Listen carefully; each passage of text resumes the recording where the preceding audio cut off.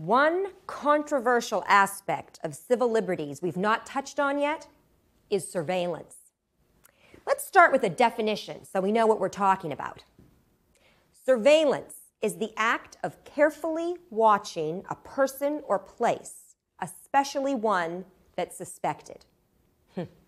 Well, I'm sure we all have our own opinions on this.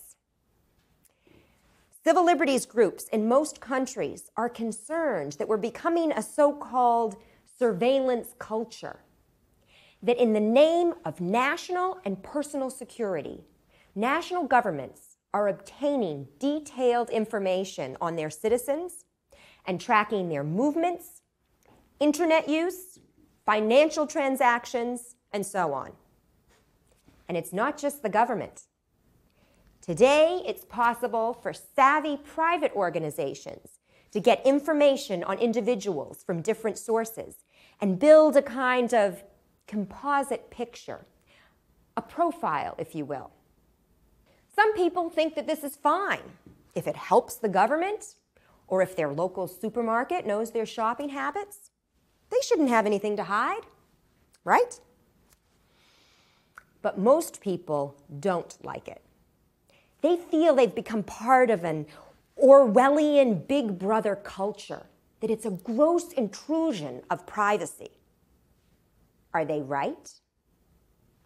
Well, you can judge for yourselves, because I'm going to take you through some of the surveillance mechanisms that are out there. We'll start by looking at a few of the more familiar ones, and then move on to a more recent and technically sophisticated method. First up, cameras. Today, these are everywhere. Closed-circuit TV cameras are in stores monitoring shoplifters, in cash machines identifying fraud gangs, and on public transport watching vandals and thugs. But of course, they're also watching perfectly ordinary, innocent people like you and me, going about their daily lives completely unaware that they're being monitored. You know, today in the US, for example, there are probably upwards of 6 million surveillance cameras. In New York City alone, they've increased 50% in the past few years.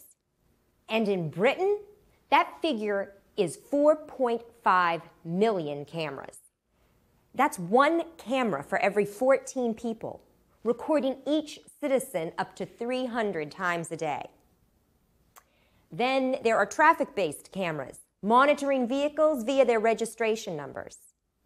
Right now, the UK government is considering recording all car journeys taken on main roads as a deterrent to terrorism and crime generally. These cameras are being used way beyond their original purpose.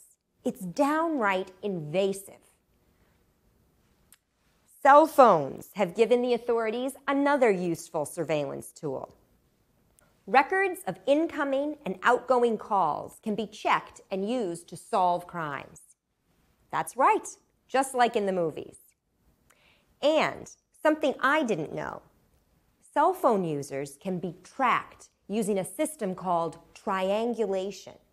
This is when a cell phone's communication with different cell phone towers is used to locate the user's position. And seeing as these days almost all of us have one of these phones, what's there to stop security services from checking on any one of us? Then we have credit card transactions. We're all familiar with this one, I'm sure. Every time we use a credit or debit card, we're making an announcement of where we are, how much we're spending, and on what. Again, useful for crime busting when, say, unusually large amounts of money are suddenly spent uncharacteristically. But do we really want people to know this stuff? Do we want anyone having access to our financial records? Okay, let's look at one of the more sophisticated surveillance techniques. Biometric facial recognition, which uses computer programs to analyze images of human faces for identification purposes. And they do it by taking an image, say from a photo or video frame. Then they measure facial characteristics, like the distance between your eyes and the length of your nose, for instance. Then they create a template, which the software can compare with another image, like of a person going through airport security. If there's a match, then hey, presto, that person gets pulled aside for questioning. They've got this system operating at a number of airports. It's also been used at major sporting events, like the Super Bowl, where pictures were taken of every person entering the stadium and then compared against a database. Now, all the instances of surveillance I've mentioned are products of the digital age, of technology that's now so easily available that it's just too simple and tempting for security agencies and commercial organizations not to take advantage of it. And here's the catch. Just to function in today's world requires us, increasingly, to expose ourselves to these threats to our privacy. We basically have no choice. Let's face it. How many of us these days can really manage without a credit card, an ID card, email, or a cell phone?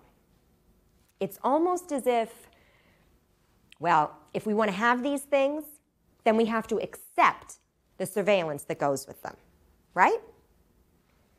Now, I'm no conspiracy theorist, but like many people, I don't believe all this surveillance is for our own good. I don't believe that those of us who have nothing to hide have nothing to fear.